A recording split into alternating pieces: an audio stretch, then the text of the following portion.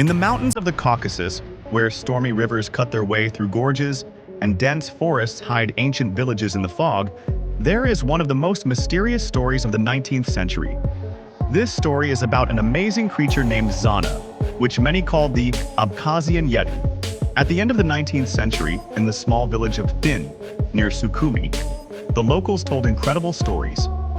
They claimed that they had caught a wild creature in the mountains, a woman covered with thick hair, with a powerful build, unusual facial features, and strange behavior.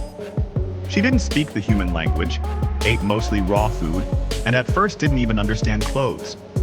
Her name was Zana. According to eyewitnesses, Zana was about 2 meters tall with a powerful chest and shoulders. Her skin was darker than that of the locals, and her body was covered with thick hair.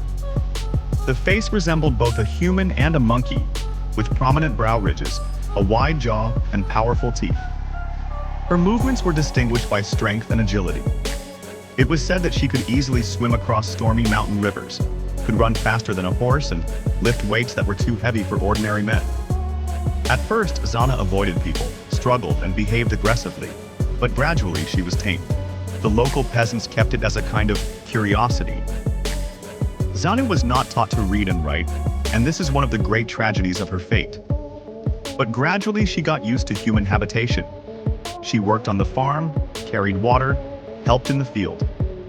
It was said that at first she slept right on the ground, avoided clothes, swam in the river even in winter, and could eat a whole basket of grapes or corn at a time. Over time, her behavior became more human, but she never mastered speech. The most amazing fact in this story is that Zana had children with local men. Her descendants still live in the Caucasus. The children were distinguished by their unusual appearance, strong physique, unusual facial features, but they were completely human. They could speak, studied, and created families. Some of her sons and daughters even fought on the Russian side in the Caucasian Wars, and one of her grandchildren lived to the 20th century and, according to researchers, looked extremely strong and sturdy. Locals still tell stories that Zana could come from the Abnau family, half humans, half monkeys, who supposedly lived in the mountains of Abkhazia.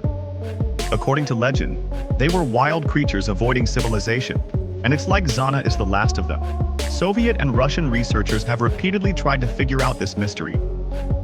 In the 1960s, scientist Boris Porshnev hypothesized that Zana could belong to relict hominids, a surviving branch of ancient humans, such as Neanderthals. More recently, in the 21st century, genetic studies of the bones of her descendants were conducted. The results were unexpected. No Neanderthal, or monkey, DNA was found in Zana. But she wasn't typically Abkhaz either. Scientists have determined that her genetics are closer to populations in Africa, such as Ethiopians. It turns out to be a paradox. The woman who was considered a Yeti could be a descendant of African slaves or migrants who came to the Caucasus.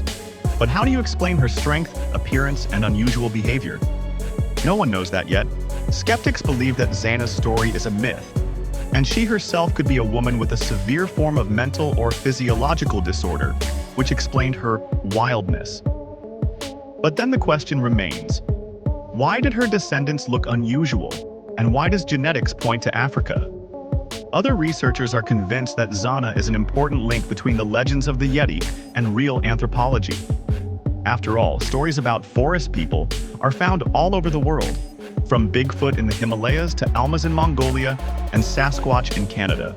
The history of Zana has become part of the cultural heritage of Abkhazia. She reminds us that the line between myth and reality is always shaky. Someone considers her an unhappy woman who was captured by an alien culture. Someone is the last representative of an ancient race. But one thing is for sure. Her life changed the fate of dozens of people and gave rise to one of the most mysterious legends of the Caucasus. Zana's story is not just about a woman who was called a Yeti. This is a clash of civilization with savagery, science with legend, the past with the future.